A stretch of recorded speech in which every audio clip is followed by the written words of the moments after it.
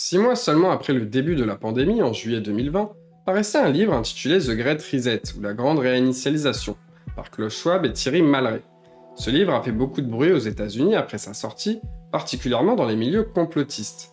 En France, le livre fit scandale plutôt au début de l'année 2021, où il est devenu, d'après Le Monde, un sujet de discussion et de spéculation majeure dans la complosphère. À en croire la manière dont les théoriciens du complot en parlent, ce livre exposerait tous les projets néfastes qu'il prête à l'élite dirigeante. Mise à bas des démocraties, dictature sanitaire, nouvel ordre mondial ou encore société de technosurveillance.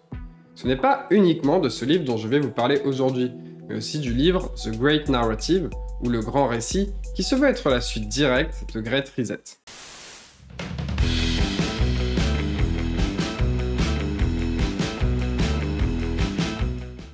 Ces deux livres, The Great Reset et The Great Narrative, ont été écrits par Klaus Schwab et Thierry Malleret, tous deux économistes de profession, mais surtout connus pour être des membres éminents du Forum économique mondial. Klaus Schwab en est même le fondateur. Le Forum économique mondial est connu pour ses rencontres annuelles organisées à Davos, qui regroupent des politiciens, des économistes, des intellectuels, des industriels, des capitalistes, et toutes sortes de gens qui partagent leur point de vue et ont suffisamment d'influence pour peser sur le débat international. Leonardo DiCaprio ou Charlize Theron ont déjà assisté aux conférences du forum de Davos, bien qu'ils ne soient que des acteurs/producteurs, et donc n'ont aucune compétence particulière en termes d'économie politique.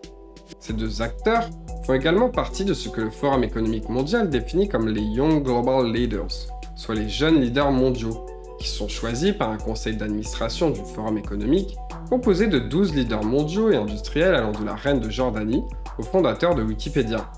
Ces gens choisis doivent avoir moins de 38 ans au moment de leur candidature et viennent de tous les milieux, comme celui de la politique, des affaires, de l'académie, des médias et des arts.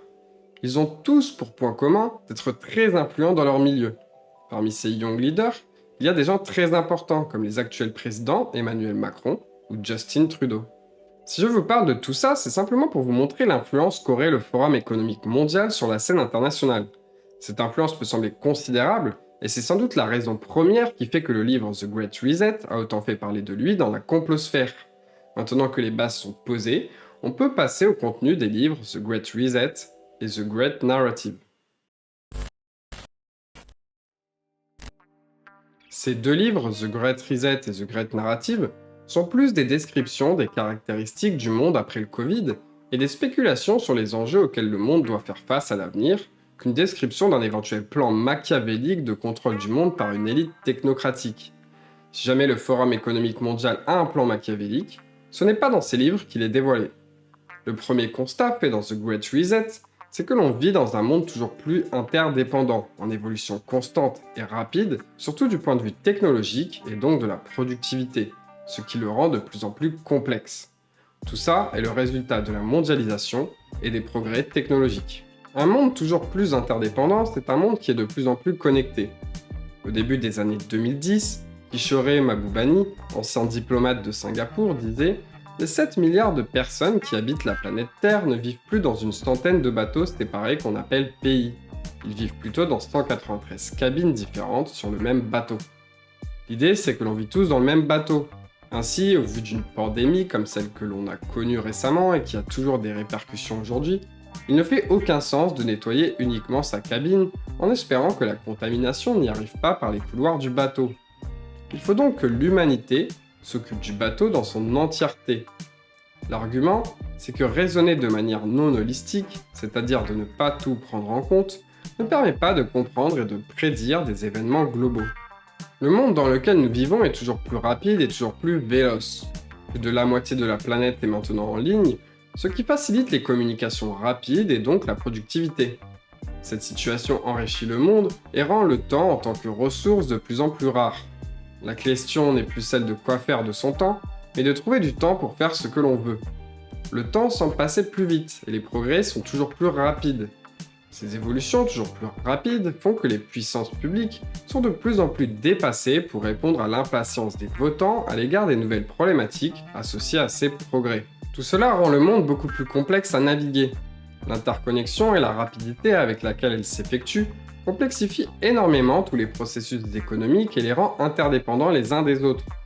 Cette complexité met en avant la théorie du signe noir, théorie d'une instabilité non linéaire, où un événement qui peut paraître anodin et avoir une probabilité très rare d'arriver, va avoir des conséquences considérables et disproportionnées. Un exemple de cette théorie du signe noir est l'assassinat du prince François Ferdinand d'Autriche et de son épouse par un jeune nationaliste serbe qui entraîna par divers jeux d'alliances complexes la Première Guerre mondiale. C'est face à cette complexité inhérente au monde que Klaus Schwab veut répondre par ses livres. Le point fondamental, c'est celui-ci. La complexité crée des limites à notre savoir et notre compréhension des phénomènes.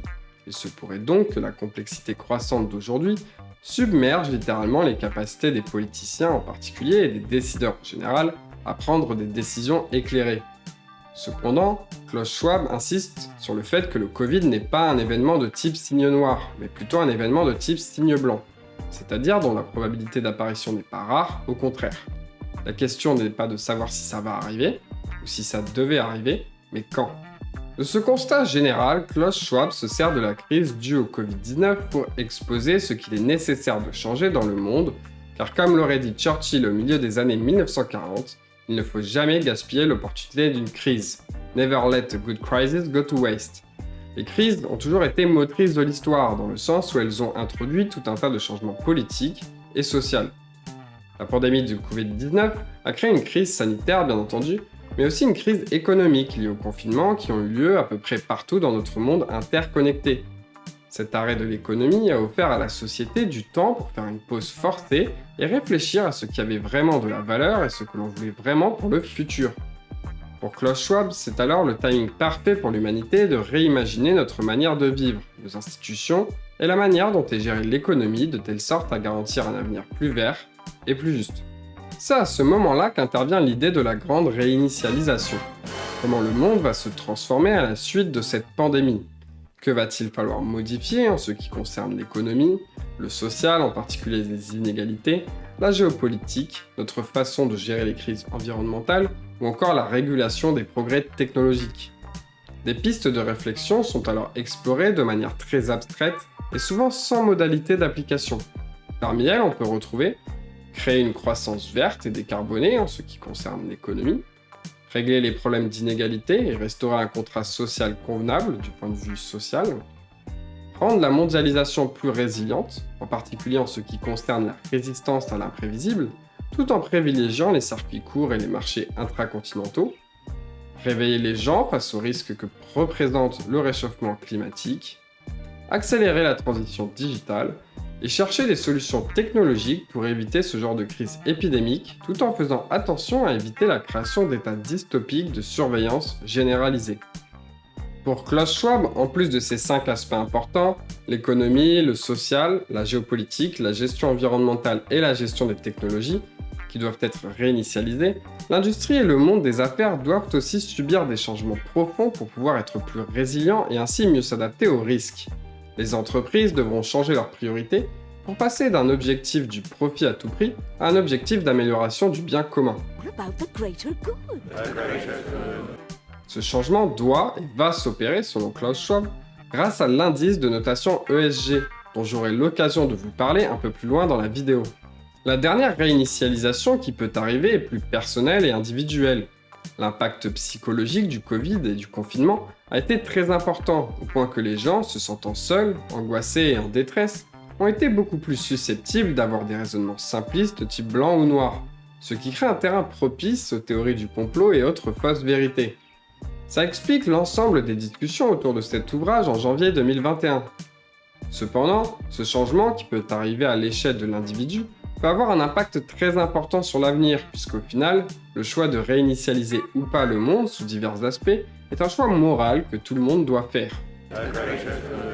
Pour Klaus Schwab, il est temps de changer nos priorités et passer de la tyrannie du PIB à une société du bien-être avec l'utilisation par exemple d'indices de qualité de vie. Il conclut ainsi: nous sommes maintenant à la croisée des chemins. Un chemin nous conduira vers un monde meilleur, plus inclusif, plus équitable et plus respectueux de Mère Nature. L'autre nous emmènera dans un monde qui ressemble à celui que nous venons de quitter, mais en pire et constamment en proie à de mauvaises surprises. Il faut donc bien faire les choses. Les défis qui se profilent pourrait être plus conséquent que nous n'avons jusqu'à présent choisi de l'imaginer, et notre capacité à organiser une réinitialisation pourrait également être plus grande que nous n'avions osé l'espérer auparavant. La grande réinitialisation n'est donc pas un plan, c'est simplement une éventualité et un changement de société qui pourrait être mis en place. Qu'en est-il en revanche du grand récit? The Great Narrative a été écrit en 2022, toujours par Klaus Schwab et Thierry Malray. Le contenu de The Great Narrative, ou du grand récit, est séparé en 4 grands chapitres. Une introduction qui promeut l'intérêt d'avoir un bon récit pour changer le monde, un chapitre qui traite des problèmes et des défis posés au monde après le Covid, un chapitre qui propose des solutions à ces challenges, et un chapitre de conclusion. Vous vous en doutez, c'est le chapitre de solutions qui va nous intéresser. Si ce livre s'appelle The Great Narrative, c'est parce que les récits et les histoires sont fondamentaux à la psyché humaine. Comme le dit Sartre dans La Nausée, l'homme, c'est toujours un conteur d'histoires. Il vit entouré de ses histoires et des histoires d'autrui. Il voit tout ce qui lui arrive à travers elles et il cherche à vivre sa vie comme s'il la racontait. Les récits sont des vecteurs d'idées très puissants.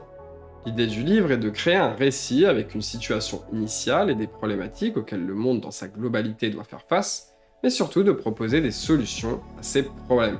Pour Klaus Schwab, ces problèmes globaux sont les suivants: la croissance économique insoutenable, les rivalités géopolitiques, la dégradation de l'environnement, les inégalités, les pandémies et les risques de cyberattaques. Ces problèmes ne sont pas totalement indépendants les uns des autres, mais plutôt interconnectés. Par exemple, si la croissance économique est insoutenable, c'est en partie parce qu'elle participe à la dégradation de l'environnement et des écosystèmes. Les liens entre tous ces problèmes sont complexes, et le problème le plus important pour Klaus Schwab est celui du réchauffement climatique. Notre apparente incapacité actuelle à mettre fin à la crise environnementale et à la crise climatique, elles ne font qu'un car la nature et le climat sont inextricablement liés, ou au moins à les garder sous contrôle, est le plus grand problème collectif auquel nous ayons jamais été confrontés. L'humanité n'a jamais été confrontée à une entreprise plus complexe, ambitieuse et considérable que d'arrêter l'effondrement de notre écosystème et de stabiliser le climat. La dégradation de l'environnement pose évidemment des problèmes économiques à terme, mais a aussi tendance à aggraver les inégalités, en particulier entre les pays du Nord et du Sud. Demander à l'ensemble du monde de réduire sa consommation, de se mettre en récession économique pour préserver le climat, c'est condamner les pays émergents à ne pas augmenter le niveau de vie de leur population. Toute solution proposée doit donc être à même de minimiser l'ensemble de ces problématiques. Pour Klaus Schwab, toute solution doit d'abord venir d'une coopération et d'une collaboration à l'échelle globale. Pour cela, il faut changer le récit classique de l'homme est un loup pour l'homme et passer à un récit collaboratif. Il faut devenir plus imaginatif et créatif pour changer ce paradigme. Cela nécessite un changement de valeurs et de morale et de remettre au centre de la société les notions d'intégrité, de solidarité et de justice afin d'exacerber les côtés altruistes de l'homme plutôt que son égoïsme. Il faut également que les leaders politiques, industriels et financiers montre l'exemple pour recréer la confiance du peuple envers ses élites. Une réponse efficace exige le rétablissement de la confiance qui à son tour n'est possible que si les dirigeants politiques et d'entreprises montrent l'exemple. Ce n'est qu'en respectant ces valeurs qu'ils auront le pouvoir de mettre en œuvre des politiques essentielles axées sur ces valeurs. Et ce n'est alors qu'à ce moment-là que ces politiques seront capables de servir la société et de répondre aux exigences de nos limites planétaires. Pour Klaus Schwab, 2 actions sont alors fondamentales pour permettre la durabilité économique et environnementale. La première est d'atteindre les objectifs de développement durable adoptés en 2015 par tous les États membres de l'ONU. Ces 17 objectifs reconnaissent que mettre fin à la pauvreté et aux autres privations va de pair avec des stratégies qui améliorent la santé et l'éducation, réduisent les inégalités et stimulent la croissance économique tout en luttant contre le changement climatique et en travaillant à la préservation de nos océans et de nos forêts. La seconde action est de respecter l'accord de Paris sur le changement climatique signé par 190 pays et de réduire ainsi les émissions de gaz à effet de serre pour atteindre l'objectif de maintenir la hausse de la température moyenne mondiale en dessous de 2 degrés Celsius par rapport au niveau pré-industriel. Pour y parvenir, il faut changer le récit autour de la croissance verte pour qu'elle ne soit plus supposée comme impossible est tout à fait envisageable, souhaitable et surtout réalisable. Le rôle des gouvernements doit alors changer. Au lieu d'avoir pour rôle de corriger les erreurs du marché, le gouvernement doit, selon l'économiste Mariana Mazzucato, s'orienter vers le façonnement et la création active de marchés qui génèrent une croissance durable et inclusive. Il doit également veiller à ce que les partenariats avec des entreprises impliquant des fonds publics soient motivés par l'intérêt public et non par le profit. Ainsi, en plus de promouvoir une croissance plus verte, il doit également avoir l'intérêt du public à cœur et donc soutenir financièrement les plus fragiles et les plus démunis avec des filets de sécurité sociale plus grands.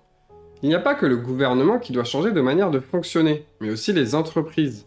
Elles doivent se montrer plus responsables vis-à-vis du climat, mais aussi des inégalités sociales. Et plutôt qu'être amplificatrices des fractures sociales et environnementales, elles doivent devenir créatrices de solutions. La question au cœur du débat, c'est la refonte du capitalisme, notamment par rapport au concept de capitalisme de l'actionnariat, ou shareholder capitalism, en face du concept du capitalisme de l'enjeu, ou stakeholder capitalism. Le but ultime d'une entreprise est-il simplement de produire de la valeur pour ses propriétaires, la valeur actionnariale? Ou plutôt, est-ce de créer de la valeur à la fois pour ses propriétaires, mais aussi pour ses communautés, ses clients, ses employés et ses fournisseurs, une valeur d'enjeu de toutes les parties prenantes? Contrairement au capitalisme de l'actionnariat ou shareholder capitalism, où le profit d'une entreprise est le facteur le plus important, Klaus Schwab lui préfère un capitalisme de parties prenantes, ce qu'il appelle le stakeholder capitalism. Pour lui, les entreprises doivent servir la société grâce au progrès à la fois technologique, mais aussi en matière de management, et doivent payer des taxes appropriées à la communauté de telle sorte que la société puisse réaliser ses objectifs. Les entreprises basées sur ce modèle de stakeholder doivent alors respecter certains principes. Accepter et soutenir une concurrence loyale et des règles du jeu équitables et avoir une tolérance zéro pour la corruption.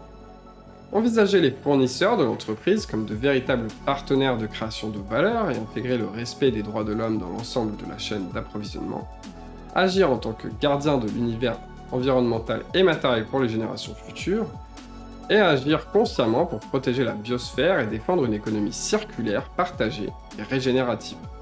C'est là qu'entrera en jeu un moyen de vérifier l'adhérence des entreprises à ces principes et ce moyen, c'est le critère de notation ESG. Si Klaus Schwab a un plan, il est présent ici, car pour lui, c'est la raison pour laquelle dans les années à venir, la mesure de la performance ESG sera l'étalon or de l'adhésion des entreprises au capitalisme des stakeholders. Beaucoup d'entreprises n'ont pas intérêt à travailler à un monde meilleur, et certaines seront tentées de s'engager dans le green ou woke-washing. Mais elles seront obligées de s'engager en faveur de l'ESG. Et en fin de compte, tous ces engagements seront mis à l'épreuve par l'action gouvernementale et la pression sociétale. Contrairement au capitalisme des shareholders, qui a toujours vu dans l'État la source de tous les maux, le capitalisme des stakeholders accueille favorablement l'idée d'une action législative pour définir avec précision les référentiels et la manière de traquer les performances ESG.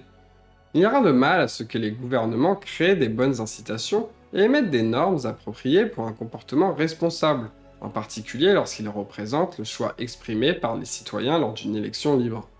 En parallèle, la pression sociétale et l'activisme croissant accéléreront le rythme auquel les entreprises adopteront les valeurs du capitalisme des stakeholders et forceront les entreprises réticentes à se convertir à la cause. Il existe de nombreuses preuves que les consommateurs privilégient de plus en plus les produits et services des entreprises qui sont plus conformes aux critères ESG. Ainsi, les PDG considèrent désormais que l'adoption de pratiques durables est le nouveau prix d'entrée pour être compétitif.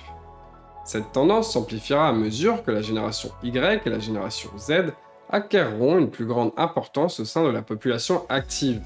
Les jeunes générations ne cessent de marteler qu'elles ont énormément d'intérêt dans ce que l'avenir nous réserve, car la dégradation de l'environnement, le changement climatique et la montée des inégalités auront un impact disproportionné sur leur vie.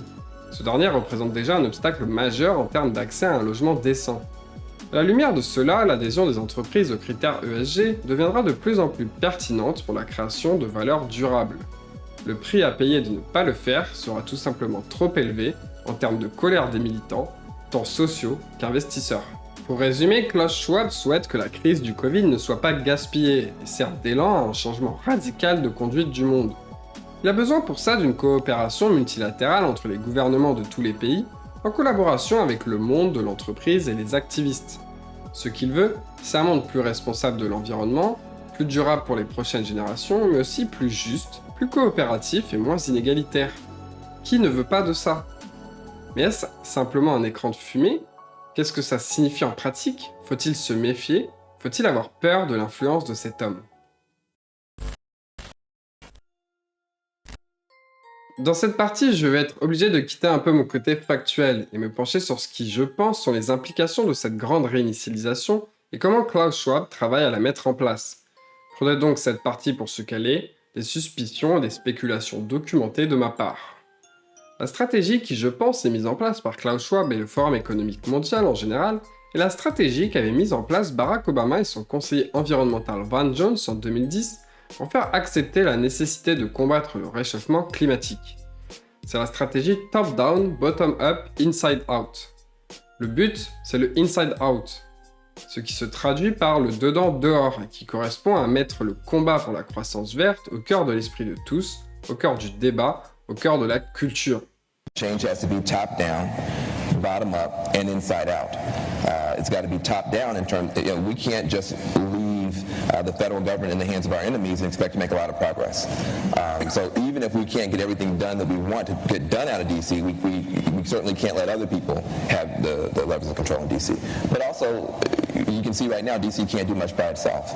You have to have that bottom-up movement, and that's what's been missing, is that bottom-up sense of movement to get the best out of DC. C'est d'une certaine façon une révolution culturelle qui doit s'opérer. C'est le changement de récit que veut Klaus Schwab, c'est le fameux Great Narrative, nécessaire à ses objectifs. Ces objectifs nécessitent deux formes d'action pour être ne serait-ce que possible. Une forme d'action top-down qui vient des gouvernants envers les gouvernés, et une forme d'action bottom-up qui vient de la pression du peuple sur ses élites. Comment s'organise la stratégie top-down? Elle repose sur cette idée du capitalisme des stakeholders. C'est l'association des gouvernements avec les grandes entreprises pour faire progresser les mentalités et le futur par un chemin plus écologique et économiquement et socialement durable. C'est une tentative d'entente multilatérale entre le monde du business et le monde politique à l'échelle de la planète. L'exécution de cette stratégie nécessite de convaincre à la fois les gouvernements et les entreprises de suivre la vision de Klaus Schwab.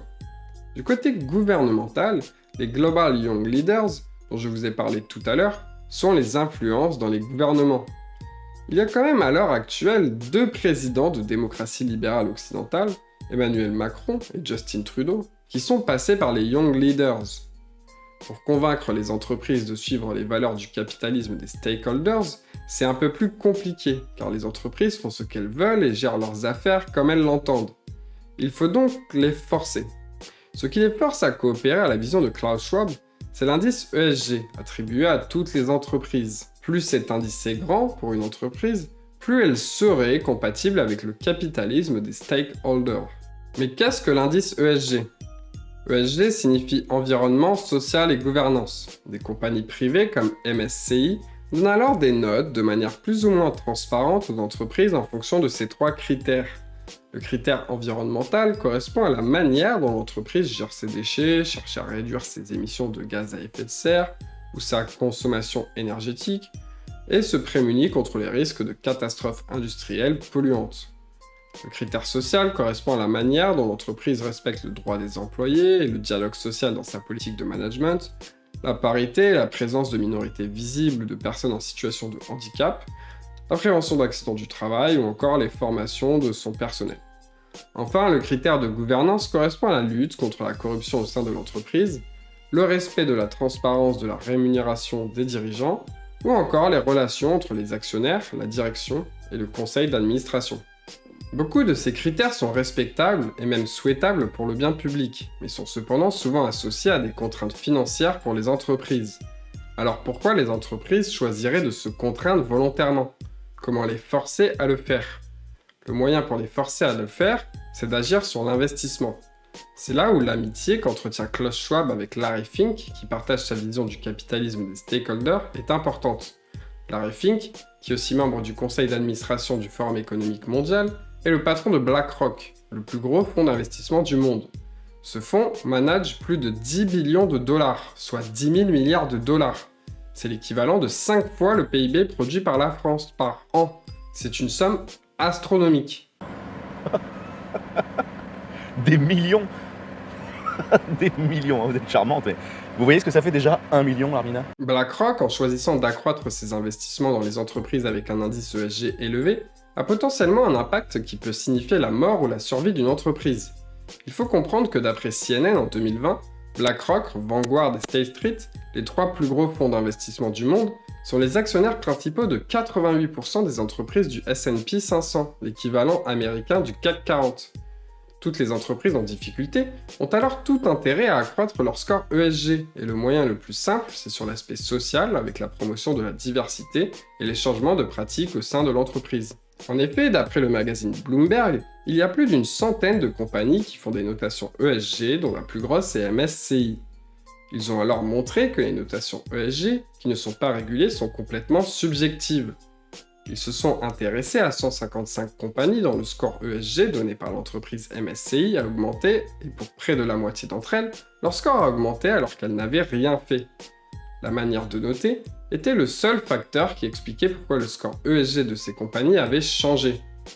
Toujours d'après Bloomberg, sur ces 155 compagnies, 51 ont vu leur score ESG croître suite à des changements dans les comportements de l'entreprise, 35 à cause de leurs pratiques de recrutement, et 25 suite au changement de composition des conseils d'administration ou de l'entreprise. Seulement une compagnie sur les 155 a vu son score augmenter parce qu'elle avait réduit ses émissions de carbone.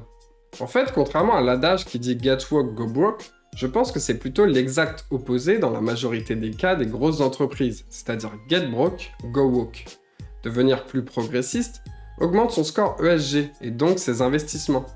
Le marché lié aux ESG est quand même de l'ordre d'un peu plus de 20 000 milliards de dollars à l'heure actuelle, et les experts pensent qu'il atteindra 60 000 milliards de dollars d'ici à 2025. Ces investissements sont donc de plus en plus importants, mais n'offrent pas vraiment ce qu'ils prétendent. Le problème principal de l'indice ESG, c'est sa méthode de calcul. Comment se fait-il qu'une entreprise qui crée des voitures électriques comme Tesla ait un score ESG du même niveau qu'une compagnie pétrolière comme Exxon ?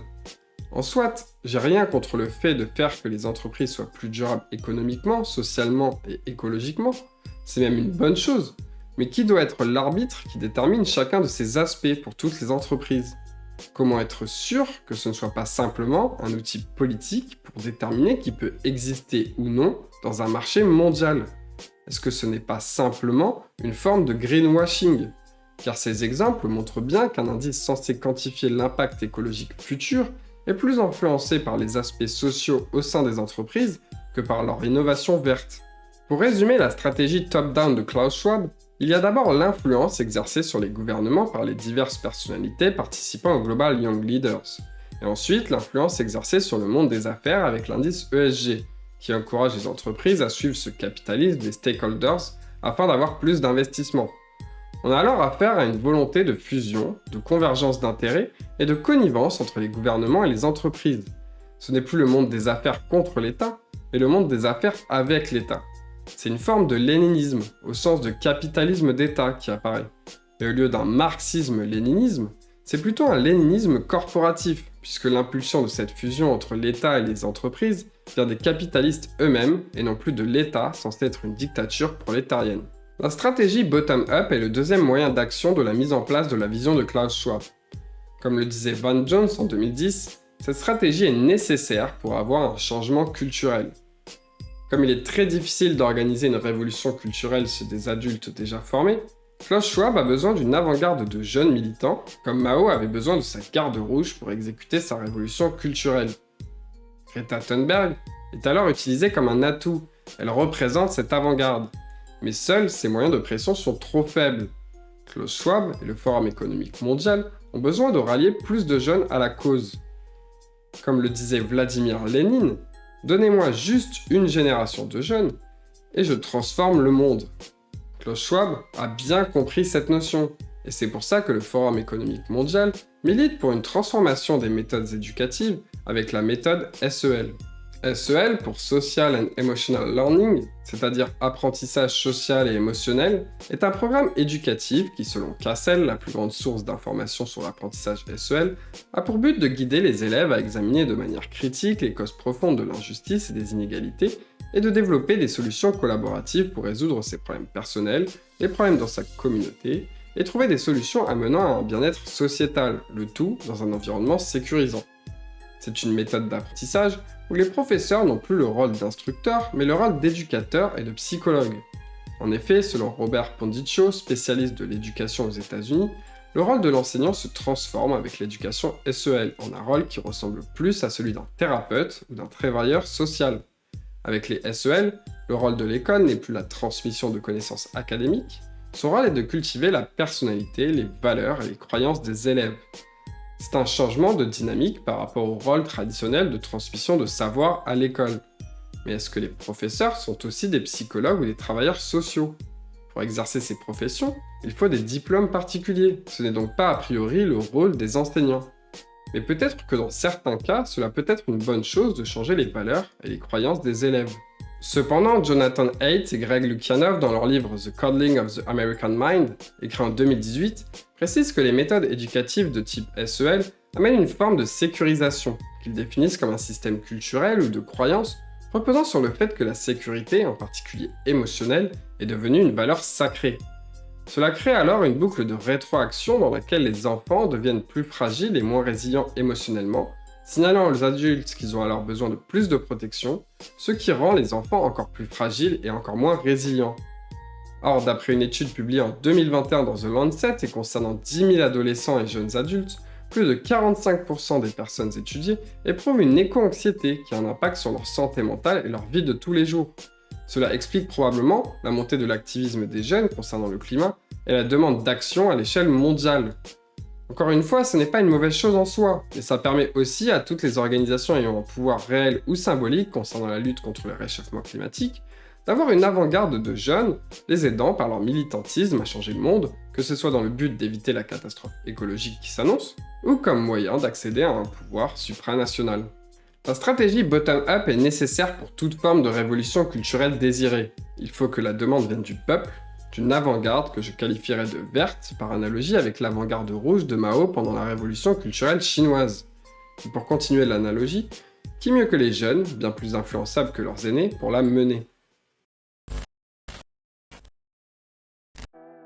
Je pourrais simplement conclure en vous disant que Klaus Schwab est une personne maléfique avec des desseins maléfiques, mais ce n'est probablement pas le cas. Le problème, ce n'est pas ce que Klaus Schwab désire pour le monde, mais les éventuels moyens mis en place pour y arriver.